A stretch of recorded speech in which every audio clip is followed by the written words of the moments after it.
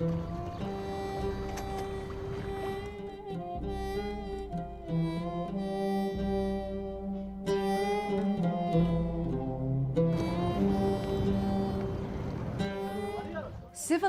in Egypt can be traced back over 7,000 years.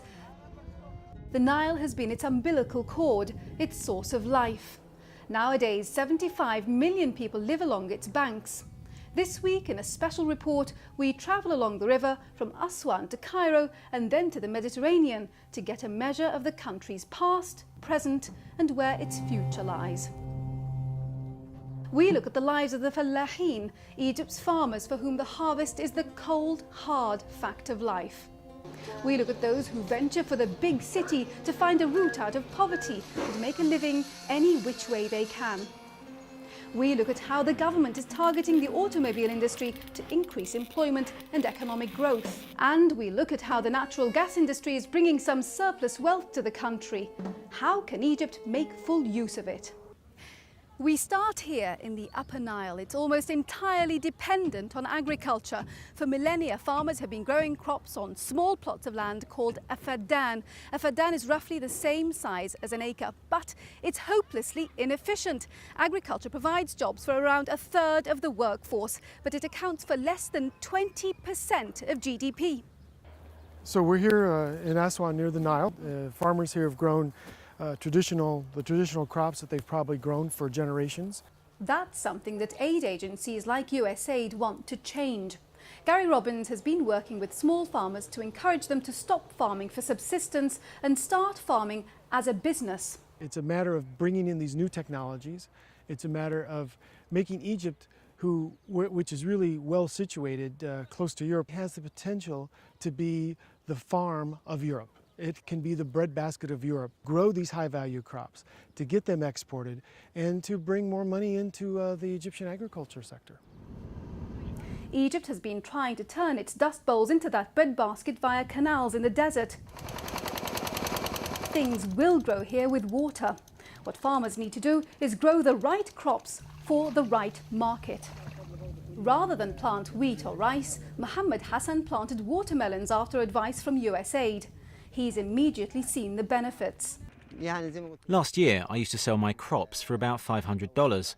This year, I sold $16,000 worth in 2 months only, and will sell more melons in July. Everything is now very good, and we're going to be businessmen. By producing for export, Egypt can get much more revenue from its land. Crops like watermelon are in high demand in Europe. Egypt is one of 3 global centres for Blue Skies, a UK-based fruit packaging company. Shukri Saudi has been working with local farmers to ensure they produce crops that meet European standards.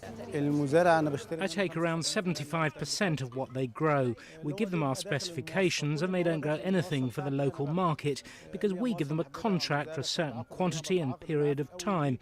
We can ensure they plant the right crop. Blue Skies plans to increase the volume of produce it buys from Egypt by 50% year on year.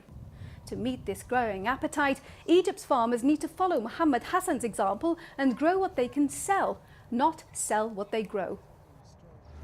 A small success for some of Egypt's farmers, and one that has to be replicated up and down the river if the country is to try and stem the huge flow of job seekers pouring into Cairo.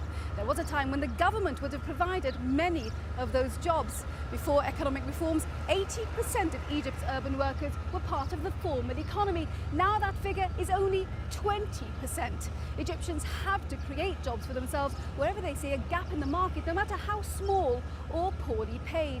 Jackson Hewitt has been to see some of these accidental entrepreneurs.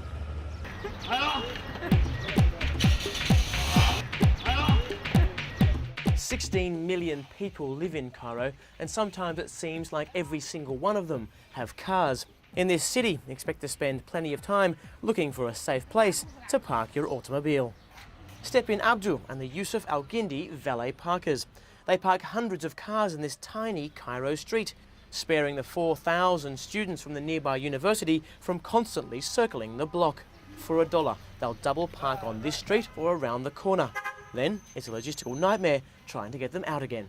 For years, the police turned a blind eye, and now you can't park in this street unless you pay these men.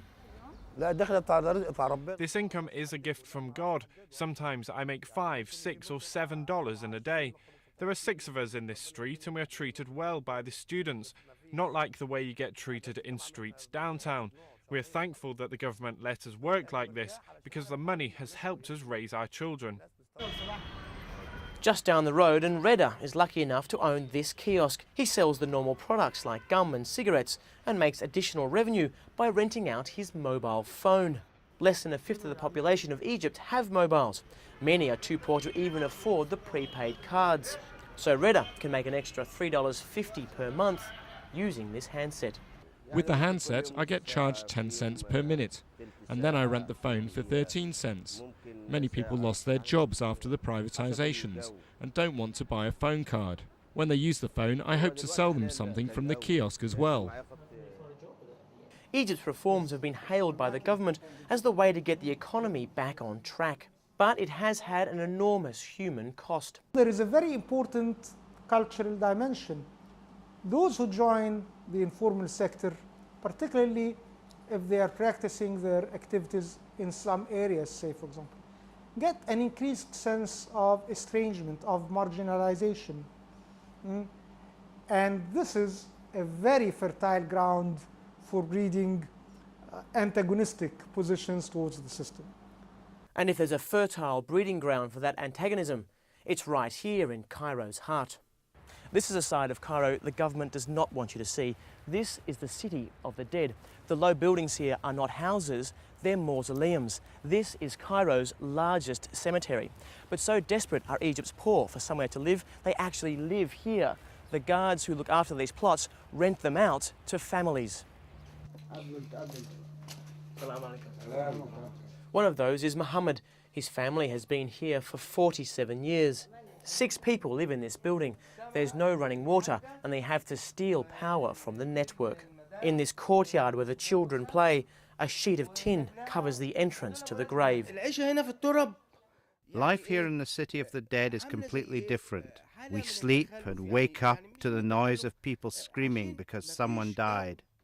So we bury them. We bury the dead, and I take some money to look after the graves, to water the plants. $1 a month here, $1 there. I rely on charity to help feed my children. But to most people, we look like we're beggars. They push us away. We want to be educated and educate our children. They are not better than us. Egypt's reforms are creating more wealth, but for people like Muhammad, it will come too late.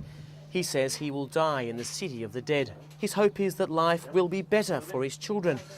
But they and the 40 million other Egyptians under 20 will need to see those returns quickly before they too lose hope.